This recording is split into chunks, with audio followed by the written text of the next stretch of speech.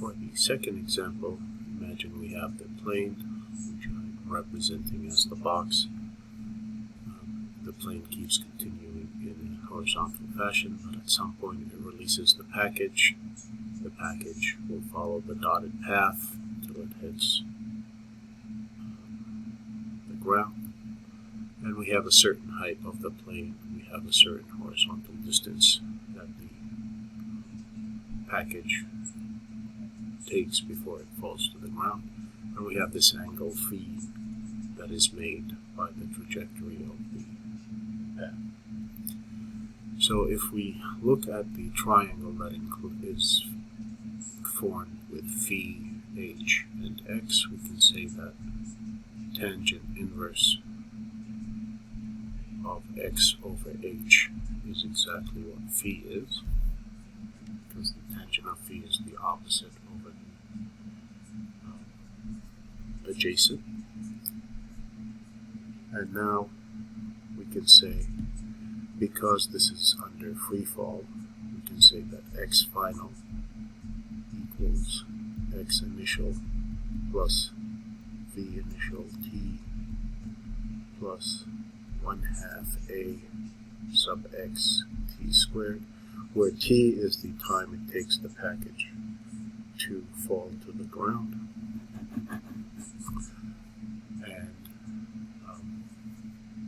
v initial is the x component. I should have had the x component of the initial velocity there.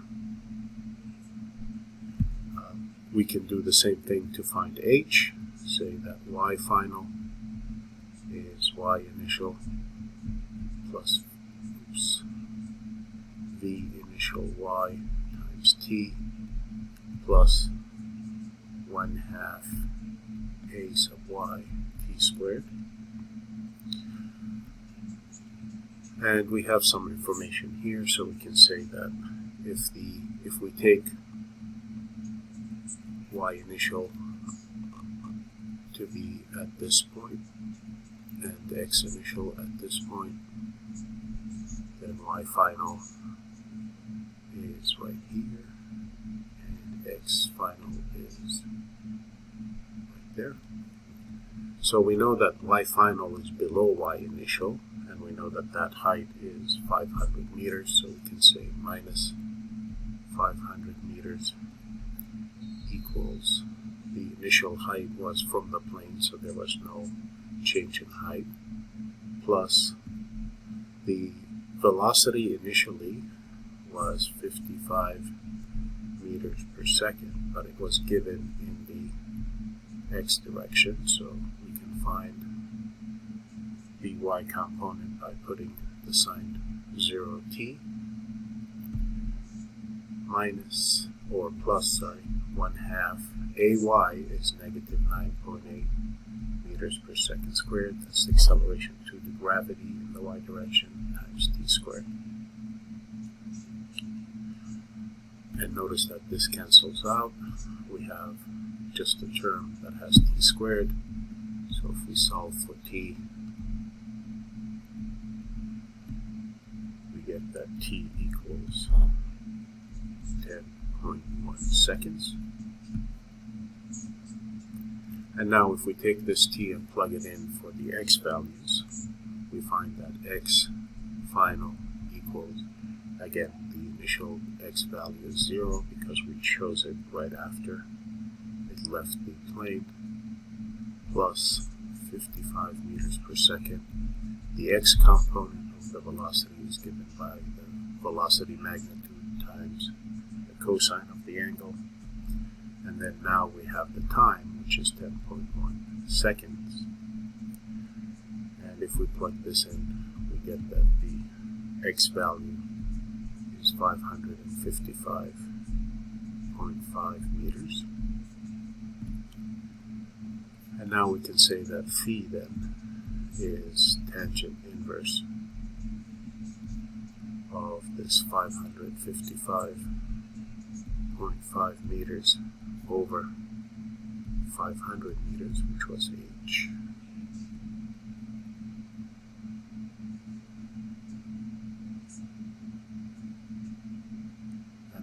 gives us an angle of 48.01 degrees.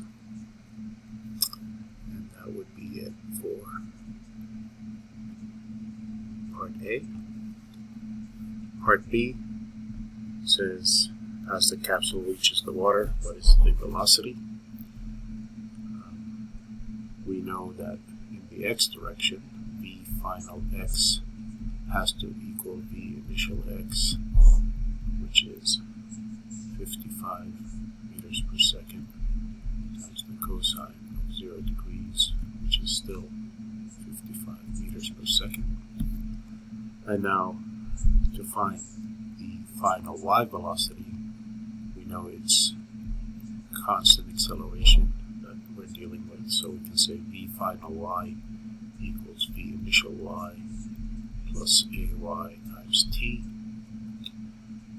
So we know what the initial velocity was, 55 meters per second times sine of 0 degrees plus a negative 9.8 meters per second squared, which is the acceleration in the y direction, times 10.1 seconds. So the final y is going to be 98.98 meters per second. And now if we take the two components of the velocity, we can say that the final then in magnitude is the x component of velocity squared plus the y component of velocity squared, square rooted, and that gives us 113.23 meters per second. And finally, to find the angle of this final velocity, we do tangent inverse of the y component, so 98.98 meters per second over the x component, which is 55 meters per second, and that gives us 60.9